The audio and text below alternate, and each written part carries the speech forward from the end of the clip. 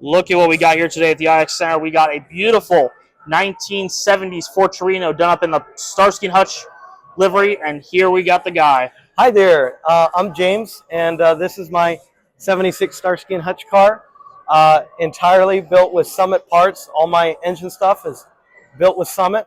And, let's get a look at that engine real quick. Yeah. This is a 460? 400. It's a 400. It's not the most built because there's not a lot of parts available, but everything that you see here was bought with Summit, and I have receipts for it in the trunk. The MSD box, the full ignition, the wires, the plugs, everything that you see that's aftermarket has been bought at Summit. Which is cool because that's where I work. So, yeah, and I got the shirt. I got the shirt. There you go. You know, let's take a look at the interior on this real quick, because I know you said this was really detailed on the inside last time I talked to you. Absolutely. This thing has also built with Summit heated seat adapters, or not adapters, but it has heated seats. It has, as far as the police equipment, that's all original stuff, but yeah, you can't get the police equipment at Summit Racing. Yeah, no, you cannot get police equipment at Summit Racing, no. But yeah, I do have all the screen accurate equipment based off of some of the TV cars. So there's a PA-20 in the show. They used a PA-20 siren for the box on the right, effects. Right? Yes, this is this box on the right. Yeah. All of this is fully functional equipment, although the battery's unplugged for safety reasons here. Yeah. The radio, this has a iPod hooked into it, so it plays all the sound effects from the show. In fact, I had just placed it in there. If I can pull this out and play this for you. So there's a theme song. Oh, so you download all that into an iPod? I have all of that. I have the DVD in the back, and I clip some of the audio and put it in there. That's better than I can edit. And then because these radios are from the pilot, you see them. Starsky says two radios with fresh batteries. All right, you know. And so those awesome. are those. And then this is my dad's real duty holster from when he was a detective. He was a real detective. Okay. Yeah, my dad was a detective for a while, and he carried a 357 like Hutch. So this is exactly the exact same thing that Hutch wore in the show. In the show. It's not his, but this is the one that was really used in the 80s by my dad with his 357 6-inch. And there's also his cuffs as well. Oh, it's his cuffs on the dash? Those are his cuffs on the dash. That's awesome. They got my name on there. That's awesome. And those are my dad's real duty cuffs there. As well as the notepad for checking the car, you know, making sure it's got gas in it, and turn the radios on, and make sure to clock in and stuff. The light works here. So let me turn that on. Oh my gosh, that's blinding. Yeah, it is blinding in it. Yeah.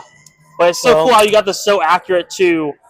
And there's some details that are actually improved from the movie, or from the movie and the TV shows. Yeah, so the TV show and the movie car are quite different.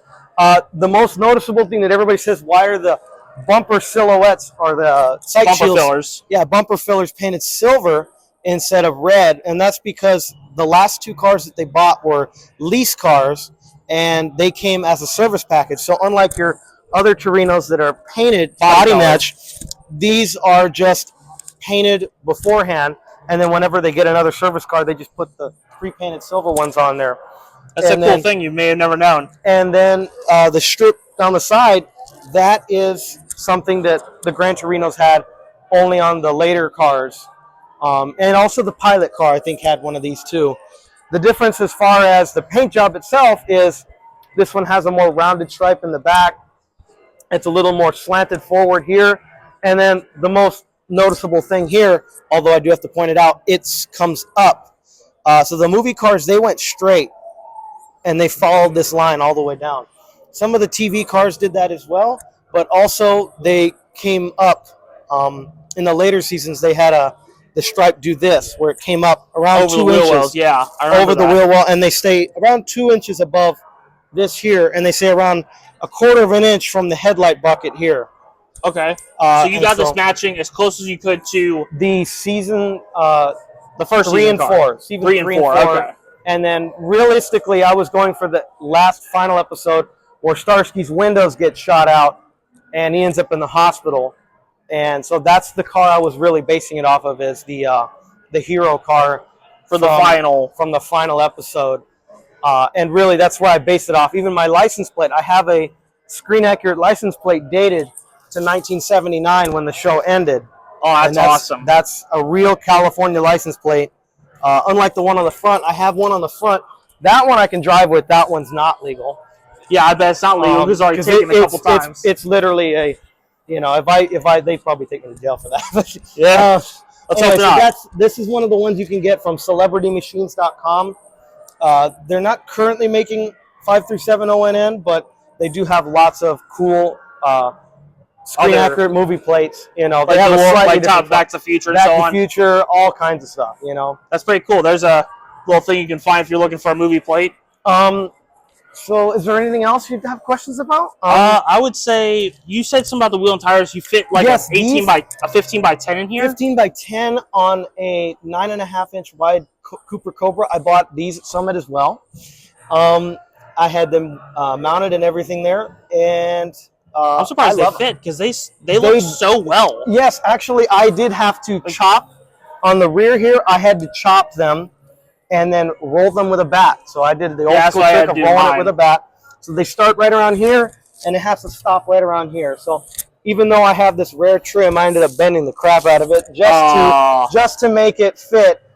But there was no other way to do that, Well, you did a good job saving that trim. Most people say that my trim's junk anyway. I have, holes everywhere from people putting self-tappers and bending it. I mean, this car was beat. Even this trim is an entirely new piece off of a 4-door that I cut to shape because it does match from left to right. And yeah, that is correct as well. That's an uncut end. I actually cut the end over on that end. Which is straight. Yeah, and of course, because I drive this car daily, this is a daily driven car, these trims are all screwed in instead of clipped in with the clips because I've had these things fall off. I know, I get it. And that's an expensive piece to fall off. It's an expensive piece to fall off because I can't find another. So the guys rather guarantee it than not guarantee it. So here we have stuff in the trunk that is real to the car. So I had the Starsky and Hutch stuff here, and then of course there's my plate and stuff. But all of this is its original manual here. That's a bigger manual than most manuals today. Most manuals today. This is it actually tells you a lot of things you need to know instead of things you really don't care about. Instead of warranty. Instead of warranty. Blah blah blah. And the other thing is, I have all the shop manuals from dated 1975 to 76 for the Ford. And that goes all the way down this box. I have like 5 or 6 of these manuals. Oh my gosh! So this is what I use to help me kind of repair this car. And then of course, here's all my Summit stuff that I ended up buying. All these receipts are usually from Summit. This one's from the glass place that I had to take out the glass, and a few other of my tech notes that I wrote down. Yeah. And then of course, here's when I bought the radio. There's a guy on eBay. He sells the bracket for this radio here, the police radio. To put it in properly, yeah. Yeah. And of course, there's the information there. I can't show that. But yeah, most of this stuff here is receipts from Summit dating all the way back to the late 90s and early 80s and stuff. So there's an MSD Tech Bulletin. Here's receipts here. Nothing on the guy's name or whoever owned this car before, but all of this. This car had a full MSD ignition done around the 1994, I believe. So it was souped up before you got it a little bit. It was souped up a little bit before I got it already. In fact, the engine work I did not redo because he did a good enough job that it's taken me to Columbus and back a few times. This is probably the best bit of information on it. So complete motor overhaul in 94, roughly 10,000 miles on it. Step B cam, which I was told by someone around here that's an RV cam. Yeah, high volume oil pump. Board 30 over. Block was replaced in, if the other information is correct, around the early 70s. Is about a year after this car was bought, the motor blew from a cracked water jacket in the 76 motors. And it cracked from the inside. It leaked coolant into the intake valley pan. And so they changed the motor to a 77 early on, and then it was built later in the 1990s. So it has a Power Master starter, some other, all this. I can keep going. It gets more faded as you go, but yeah, but it's got a bunch of goodies in it that It has- you had when you got the car and when yeah, and even that stuff was built with Summit even way back then. that's crazy. So it's a full Summit Starsky Here's hutch. actually a very old MSD Tech note from the 1990s. Oh wow, that is as from well. the 90s. Yeah. And I have that. I have a brand new one, and they sure don't give you one like that anymore with these nice No, binders. with I the believe binder. this is, yeah, it's really cool. And of course, here's other tech notes as well. And here's my modern one. There's my modern MSD box. I did switch that. But I think you did a great job with this car. I think it looks amazing all the way around. I like the details that you have on it, how you got the right wheels, biggest you could go. Let's get a look at this interior one last time. I like the floor mats. Yeah, the floor mats actually got offline. I saw them on Instagram, and I thought, oh, those flaming floor mats are really rad. And here's a line that Starsky once said, he's a criminal, and I'm a criminal catcher. You know? That's awesome. And of course, you got that right there. Hutch, right after, says, what about springtime, Starsky? Come on, slow down. And he's crying basically because Starsky drives wild as hell. But yeah, it's been an adventure building this car. One last thing is I do have a reproduction Of the spec sticker, sheet. window sticker, and this is where the car was originally sold at, 7 days ahead of schedule at Shea Ford Inc. And of course, I have modified a few things on here. It's bright red instead of dark red. This car would have originally not been a Starsky and Hutch car, but I did make it into right. Yeah, and so I added Bicentennial Ford Stripe, which would have been the Starsky and Hutch Ford Stripe, but I figured if I'm going in the lore of what this car really been, then I just gave it a custom nickname. That's awesome. So, I think you did a great job with this car. I'm going to get going to the next stuff, and I'm going to zoom out on this real quick because that's a pretty cool car, man. Thank you again. Thank you. Have a wonderful day. You See as you well. later, man. Rockin' Rivera Racing.